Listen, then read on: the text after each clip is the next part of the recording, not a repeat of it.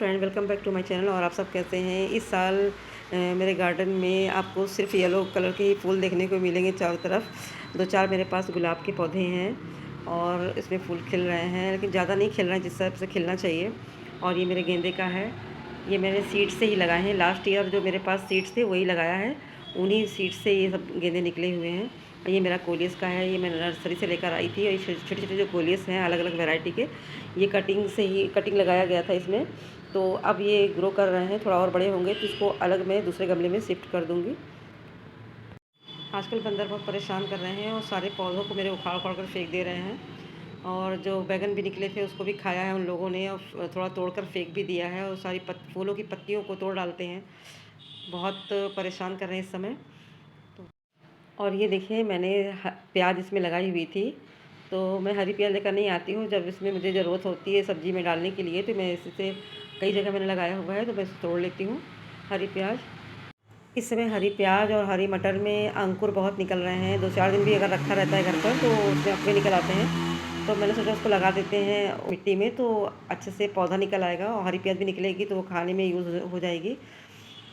तो मैं लेकर आई हूँ उसे ऊपर। और ये बाल्टी में मेरे पानी है, ये है फ्री का फर्टिलाइज़र जो मैं चावल दाल और सब्ज़ी धोती हूँ सब इसी में धो लेती हूँ, और छान कर छन्नी से उसको ऊपर ले आती हूँ, अपने पौधों को देती हूँ।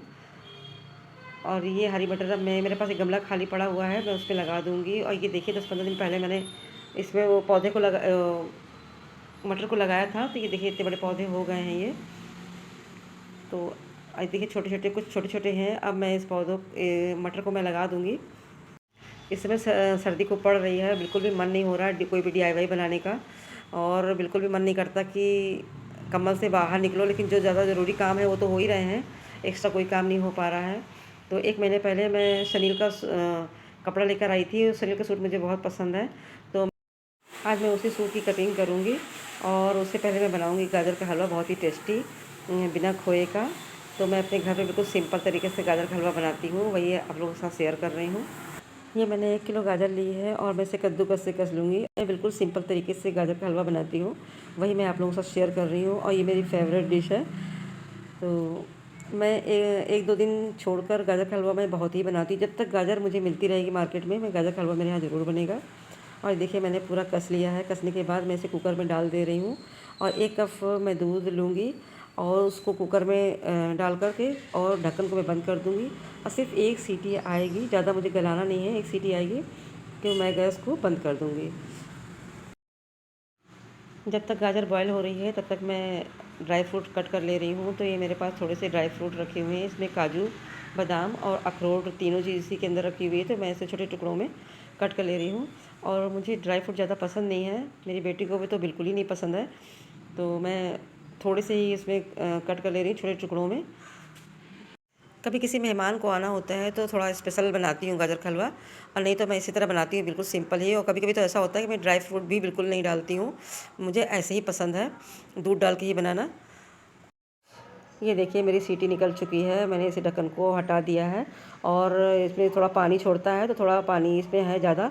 तो मैं क्या करूँगी, अब जो ड्राई फ्रूट मेरे पास रखा हुआ था वो मैं इसमें डाल दे रही हूँ। थोड़ी देर तक चलाती रहूँगी तो थोड़ा पानी कम हो जाएगा। उसके बाद मैं इसे कढ़ाई में निकाल लूँगी।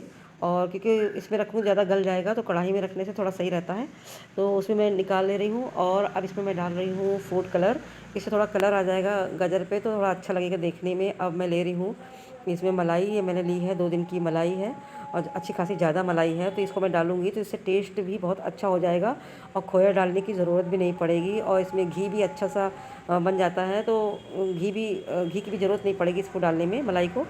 और देखने में भी थोड़ा अच्छा लगेगा खोया पड़ा हुआ है। और आप लोग इस तरह ज़रूर बनाइएगा, आप बहुत ही अच्छा गाजर का हलवा बनकर रेडी होता है। और मैं हमेशा अपने गाजर के हलवा में दूध और मलाई 2 चीज़ का ज़्यादा यूज़ करती हूँ, ये मेरे लिए मस्ट है।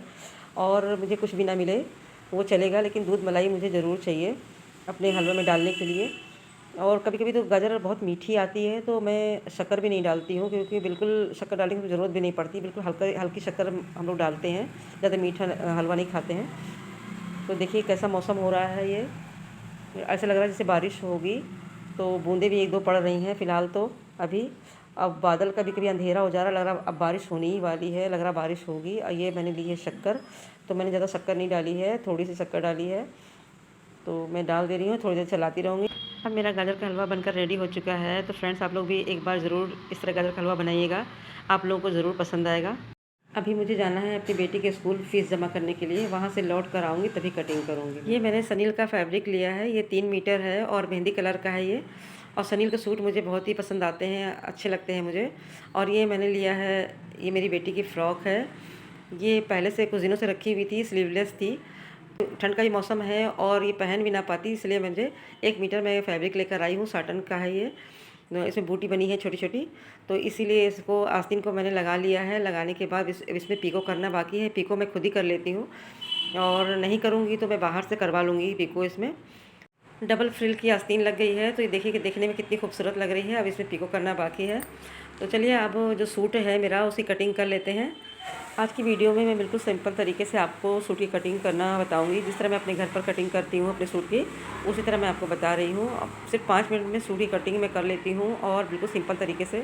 हाँ, शुरू में थोड़ी दिक्कत प्रॉब्लम होती है, लेकिन धीरे धीरे 2-3 बार आप कटिंग करेंगे ना इस तरह, तो बिल्कुल आप आसानी से घर ही पर कर लेंगे। आपको टेलर के जाने की बिल्कुल भी ज़रूरत नहीं पड़ेगी। सबसे पहले मुझे कुर्ते की जो लंबाई चाहिए, तो वो लंबाई पे मैंने 40 सेंटीमीटर इसकी लंबाई नाप ली है। नापने के बाद उतने वहाँ से कटिंग करके बाकी फैब्रिक को मैंने हटा दिया है। ये मैंने डबल फोल्ड लिया है, और उसके बाद इसको बराबर कर लेंगे ताकि कहीं सिलवटें भी ना रह जाएं इसमें। तो उसके बाद मैं इसे फिर से एक बार फोल्ड करूँगी। अब ये 4 फोल्ड हो गया है, और इसको बराबर इसको कर लेंगे। करने के बाद, क्योंकि मैं इसे फ्रंट और बैक साइड दोनों की एक साथ ही कटिंग करूँगी। और ये लिया है मैंने कुर्ता। जिस कुर्ते की नाप बिल्कुल परफेक्ट हो वही कुर्ता आपको लेना है, और उसमें सिलवटें बिल्कुल भी नहीं होनी चाहिए।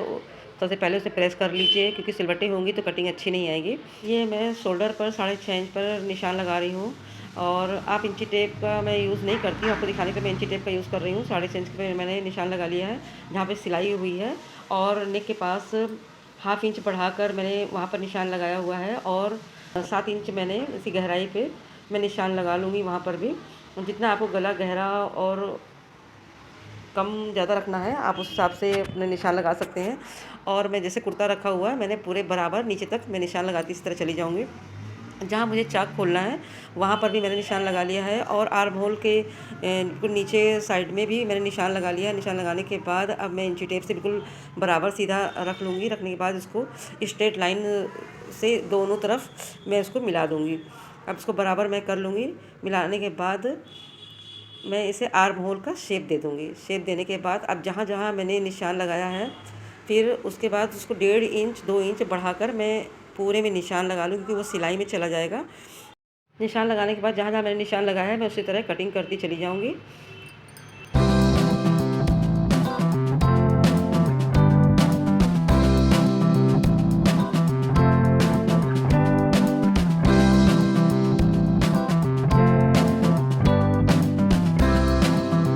मैं कुर्ता रख के ही काटती हूँ, ये मेरी आदत है। जिस तरह मैं कटिंग करती चली जाती हूँ, वैसे फ़ोल्ड करती भी चली जाती हूँ। और ये देखिए, मैंने जहाँ पर मुझे चाक खोलनी है, जहाँ पर मैंने मार्क किया था, वहाँ पर मैंने उसे हल्का सा कट का निशान लगा दिया है। यहाँ से फ़ोल्ड मैं करूँगी। तो अब मैं सबसे लास्ट में जो कोने कुर्ते के, अक्सर देखिए तो कोने जो है कुर्ते के किनारे किनारे लटकते हैं, वो अच्छे नहीं लगते देखने में। तो वहाँ पर थोड़ा सा शेप दे देंगे, हल्का सा तिरछा 1/2 इंच की कट कर देंगे थोड़ा सा, तो वो बिल्कुल राउंड शेप में वो बिल्कुल बराबर आ जाएगा। पहनने पर वो कोने कभी लटकेंगे नहीं। तो ये देखिए मैंने कटिंग इस तरह कर ली है।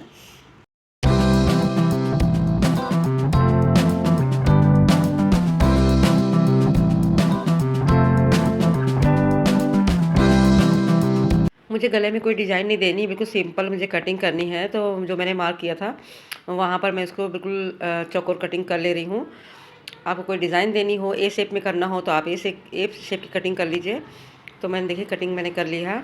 अब ये फ्रंट साइड का पल्ला है, तो इसे 1/2 इंच इसको गहराई देनी होगी। तो बैक साइड की गहराई दे दी है, इसकी भी कटिंग कर ली है। अब ये मेरा काम कंप्लीट हो चुका है, बस 3 की कटिंग बाकी है, उसको मैं बाद में करूँगी। अब मुझे पजामे की कटिंग करनी है, तो मुझे बिल्कुल सिंपल खड़े पजामे की कटिंग करनी है। उसके लिए मैंने फिर से फैब्रिक को बिछा लिया है। ये 4 फोल्ड है, मैंने उसको बराबर बिछा लिया है। और जो फोल्ड साइड है वो अपनी तरफ रखा है, ओपन साइड अपोजिट रखा है मैंने। तो इस बात का ज़रूर ध्यान रखिएगा, नहीं तो गलत कट जाएगा कपड़ा, तो बेकार हो जाएगा। तो अब मैंने इसकी नाप ले लेनी है। तो मैंने नाप लिया है, मेरी 39 इंच है, और 3 इंच एक्स्ट्रा इसमें बढ़ा लूँगी तो 42 इंच ये हो जाएगा। तो 42 इंच पे मैंने इसको मार्क कर लिया है। मार्क करने के बाद अपोजिट साइड जो ओपन था कुंदे के साइड में, तो वहाँ पर मैंने 17 इंच मार्क कर लिया है। मार्क करने के बाद अब मैं उसको वहाँ से नीचे वाली लाइन से ऊपर लाइन को मिला दूँगी। अगर आपको दिक्कत हो तो आप पैजामे को फिर से बिछा लीजिए वहाँ पर कुंदे तक में, तो वहाँ से निशान लगाते आराम से आप चले जाएंगे। और वहाँ निशान मैंने भी लगा लिया है। लगाने के बाद अब इसको 1.5 इंच एक्स्ट्रा करके मैं इसे निशान लगा लूँगी। लगाने के बाद अब मैं इसको सिंपली कटिंग कर ले रही हूँ।